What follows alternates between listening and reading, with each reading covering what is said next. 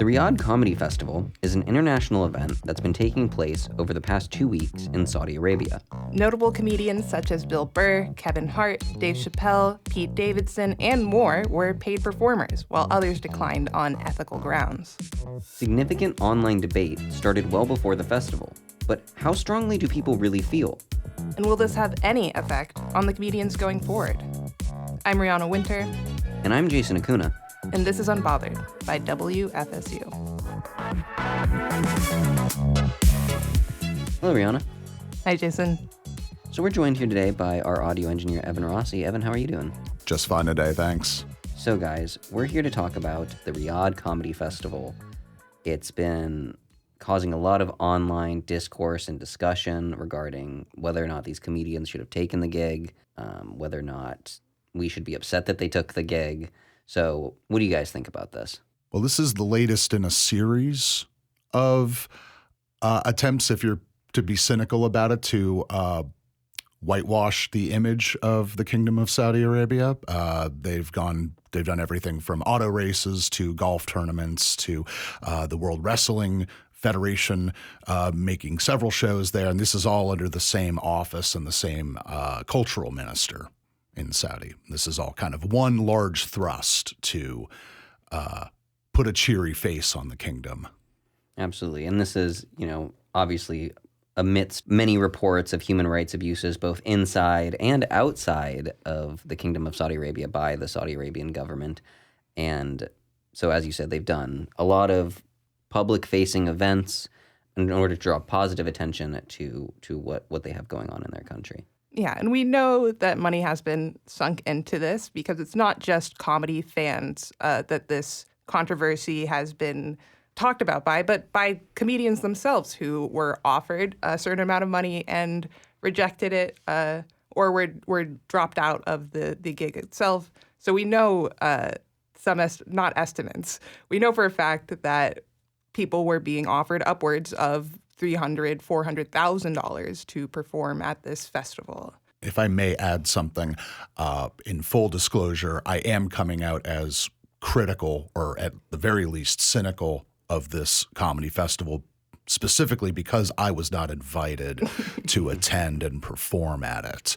Yes. Really bugs me, still bugs me. And specifically their ability to perform. If you had been offered to perform there, you would have your actual jokes hemmed in by what the Saudi government would allow you. Oh, yes. No, I've seen copies of the contracts the comics have had to sign, and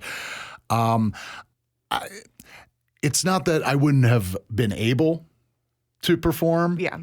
It's the fact that it exists itself puts a bad taste in my mouth. Yeah. And because I'm not a political comic. I'm not really much of a social comic. I'm an absurdist. I think my stuff would have been 100% safe in Saudi Arabia. Still wouldn't want to do it. But it comes at a time, I guess, that we're having a conversation in the United States about free speech, and some comedians who have talked about how little free speech we have in America have accepted this gig, which a lot of people find to be very hypocritical. And pundits, politicians, and comedy fans have a lot of opinions about this show, but none more so than other comedians. And so that's why we sat down with two local Tallahassee comedians to get their thoughts on not only this comedy festival, but what other comedians and fans of comedy are thinking about the comics that performed at the festival. My name is John Strickland.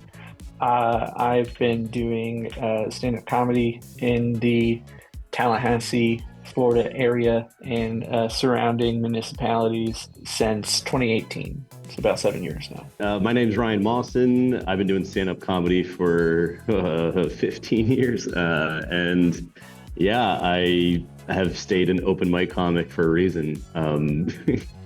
But otherwise, yeah, I'm very opinionated about the comedy scene and comedy in general. That's great to hear, because we want to hear your guys' opinions on some of the comedy news that's been going on recently. A lot of people have been talking about this comedy festival that's happening in Riyadh, Saudi Arabia, that's being put on. There's a lot of controversy around whether or not these comedians that accepted the gigs should have gone, or whether they should have declined. We have some noteworthy comedians, such as Shane Gillis, I believe, who said he was offered to go but declined. Obviously, there are a lot of contentious feelings, so I just want to get your guys' general thoughts on this comedy festival that's happening in Saudi Arabia. I guess I've gone back and forth because I've tried to like maybe struggle with this because again, as a comedy fan and like someone who aspired to do comedy, so I held on to the people who were doing comedy really well when I was growing up as people to look up to, role models, and then it turns out most of them are just monsters in other aspects of their life. It really is disheartening and kind of a struggle to continue to do something in an artistic way when all the other big artists are kind of showing ugly colors. And then, the people that did, seem true blue and, like they had ideals, they turn out to be huge hypocrites in this way. So yeah, I've been struggling. I think I've been coping in my own head with certain things. Bill Burr having spoken outright about how it sucks when artists go over there and entertain the royals and just going against their word. It just I don't know, it sucks, but I guess this is something I'll have to wrestle with. So do you guys feel as though this is going to be a widely held belief or thoughts that these comedians have kind of engaged in hypocrisy by accepting this gig? Well, I feel like, for some of the comedians who are on the lineup, this is not a surprise. I feel like there are definitely some performers who, and I think of Dave Chappelle, for example. I think Dave Chappelle kind of came out recently and said that, he feels like he can speak more freely in Saudi Arabia, than he can here, which I just found to be an absolutely astounding statement. And, just thinking of his experience, I can kind of see his point. The powers that be here have forced him to perform multiple Netflix specials. They forced him to accept tens of millions of dollars to perform here in the States. So obviously, we're silencing his speech here. But I think about some of the less notable performers. I think of Maz Jobrani, who's performing at the festival. He's a common contributor to Wait, Wait, Don't Tell Me over on NPR. And that's a performer who I really respect, and I'm a little surprised as to sort of why he's on the lineup.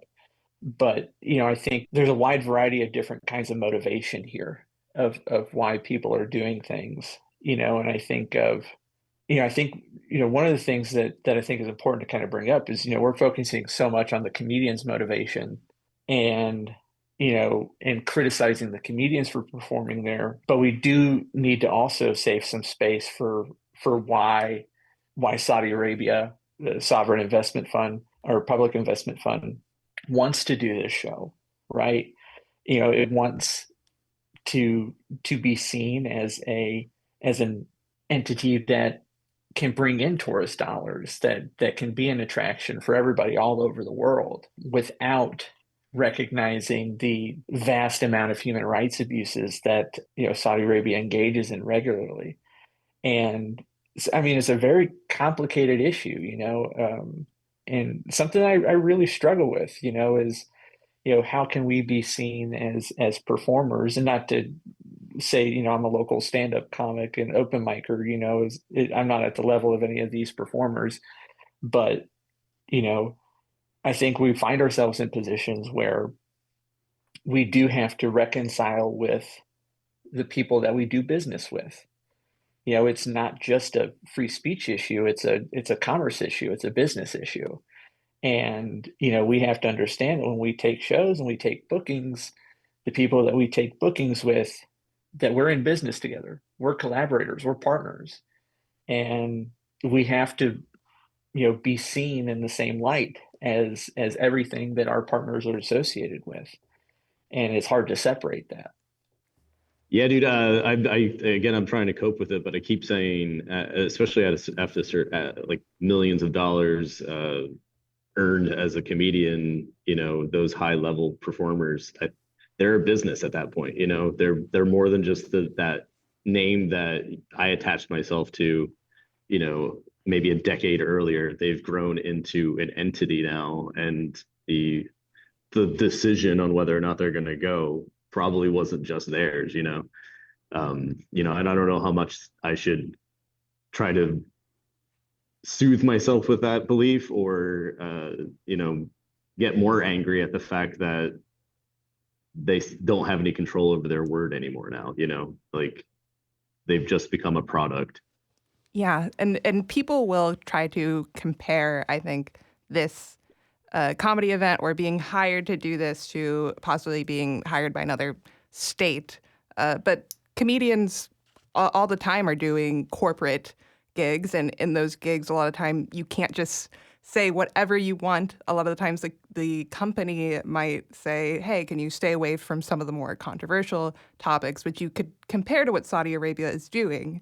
But in this example, I guess, is you have to ask yourself, like, would you do this for a controversial company? Like, a lot of people would consider that maybe like selling out. And so, Yeah, I mean, I think it kind of goes back to the point of the art and the business are one and the same. It's not something that you can necessarily separate, right? Anybody can go on a street corner and tell their jokes, right? But you're not really going to make much money doing that. And so you have to go to the bars, you have to go to the coffee houses and pizza shops to do those gigs, thinking at a local level. And you got to be willing to do business with the people that are providing that time, and looking at this festival, but also, Rihanna, looking at some of the examples you mentioned of corporate gigs working with ethically dubious companies. One of the things that I struggle with is, and I'm thinking of some of the lesser known performers who are at this festival right now. We're still reeling from the COVID pandemic. We're still reeling from a year and a half, 2 years where some of these performers are genuinely relying on, touring opportunities and smaller gigs. And, I can imagine seeing an opportunity where you're going to make close to $400,000 for one show to be something rather enticing. But we also have to understand that when we make that deal is with a person who has maybe more baggage than we would expect, right? And we have to be able to understand that, part of making that deal is dealing with the criticism that comes from that, and dealing with the blowback and the pushback that comes from that. And so, I mean, it's a challenging situation, but these performers who decided to do that show, they're going to have to deal with that challenge and that pushback. Absolutely. And so going off of that, and you kind of just touched on this pretty heavily, but what ripple effects, if any, do you think this might have on comedy and kind of the reputation of these comics in general? Do you think this is going to be something that they're dealing with for quite a while? I don't think so at all. I think they're going to let this roll over. I think this was, I mean, again, I really think that it's especially, I'm thinking Bill Burr, Dave Chappelle, like the really heavy hitters, where I think this was already assessed by a group of people, not just by one person, and they Right. weighed out the pros and the cons, and they just took the money, and they're gonna deal with, or just they'll let time will. I mean, what Louis C.K. is touring now still, and I don't think has stopped for too long. So like, where Roman Polanski movies are still playing, you still hear P. Diddy songs on the radio. I just think we don't live in a monoculture anymore, and people who do dubious and otherwise unethical things can survive. I share Ryan's sentiments there. Yeah, I don't see, at least for the bigger performers, the Bill Burrs, the Dave Chappelle's, Pete Davidsons, I don't see much consequence coming from this. Um, uh, the smaller performers, some of the not necessarily smaller performers, but maybe lesser wide known performers, you know, this might be the first time people are hearing their name. Mm-hmm. And I think for those performers, you might see more consequence coming from this decision, where they may have a harder time getting booked at places that they might normally get booked. But sometimes bookers can see a performer and say, hey, you did this show, we don't agree with your decision to do that, and they may choose not to book that performer. And so that could prove to be a challenge for some of the lesser known performers who are on that bill. Yeah, the hypocrisy element definitely comes in here, just for the people who are even getting attention. I think Bill Burr has been the person who has probably gotten the most backlash about that from their own fan base, but no one really talks about Kevin Hart or a lot of the other people at this gig. So it seems to be not even having that big of an outsized effect right now.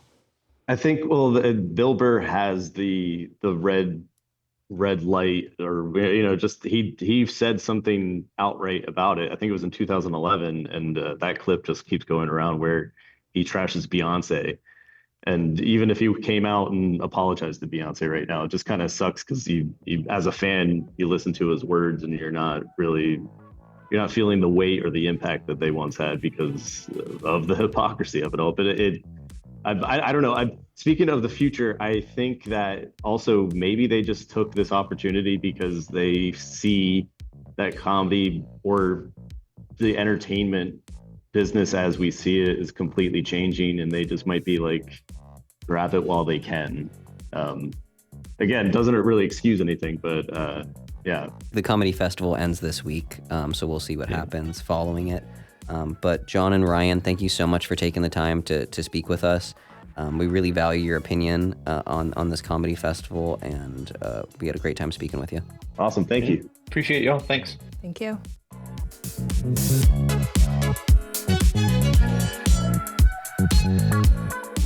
Unbothered is produced, edited, and hosted by Jason Acuna. Also hosted by Rihanna Winter. Audio engineering by Taylor Cox and Evan Rossi.